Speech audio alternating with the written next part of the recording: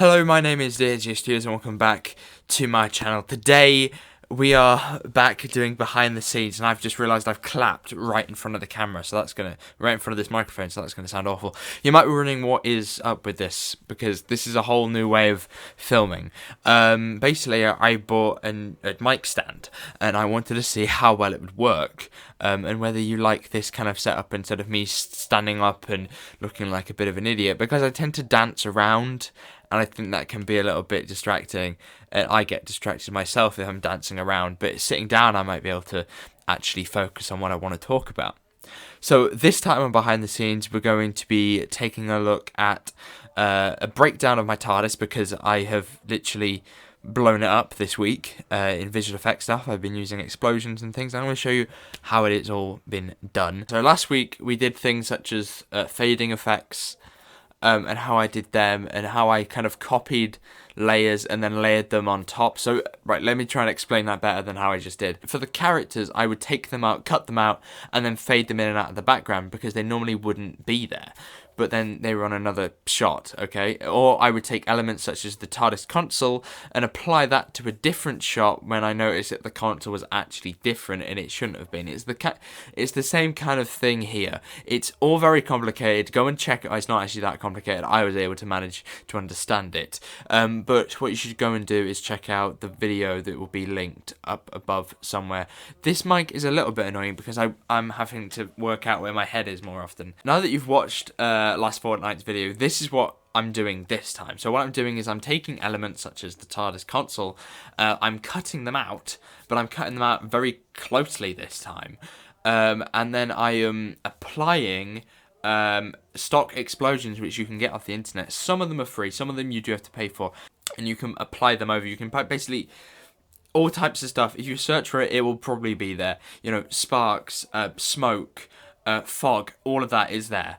And what I would do is I would go and I would click and I would find all what I wanted, and then I would apply it to the image. Okay, and then I would place the TARDIS, let's say, over it again, so that then you have that look that it's actually coming out of the TARDIS instead of it's, you know, being placed on top. In terms of the camera shot, what I would do is that I would do the wide shot, so I would do the effect on the wide shot, and then I would do it again. Then once I exported that, I would then have to get that shot and then add the motion to it. Okay, so let's take a look at another visual effects shot, and that is the following shot, which is basically the TARDIS on fire, but in a more dramatic way than it was before. So we've got sparks in this shot. We have one small explosion and then one big fire. I was going to say fire demon then. So how this was done. So I started off trying to do a stock effect, but I couldn't find a stock effect that I was actually happy with. So I decided to use Video Maker. Basically, if you have a problem, just search on a different software to see if you can find it. You know, free ones, for example, have little like hidden gems like that you can use, you know, because they might allow you to overlay images, you know, overlay stock images over things and stuff like that. So I used a fire effect and I placed it over there, and there's a shot that you see just after, which is the Doctor, and I've also applied it to him and that shot as well. It does a great job because I think it gives it a bit of a glow as well, which is great, and I really wasn't expecting it to do so, but it gives it a nice glow. It looks threatening because it's a big fire, and like I said before with the camera movement, I saved the whole thing at that point and then put it back into the program to then add the motion to it. Right, so that's all I've got for you this time. I have a few little bits of information that I just want to tell you. Scene 4 is almost complete. I've finished all the audio today.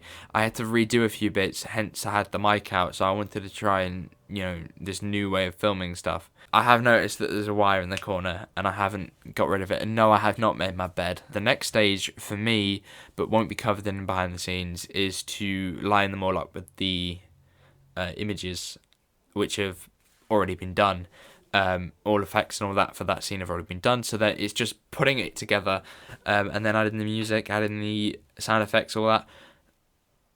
that sounds a lot simpler than it actually is, but yeah, there's actually still quite a lot to do. But I'm glad we're a good way through it, because I have been working on doing the lines for a good couple of days. Anyway, thank you very much for watching. Hopefully you did enjoy this video. If you did, make sure you go like, subscribe if you're new. Thank you very much for watching, and I shall be back soon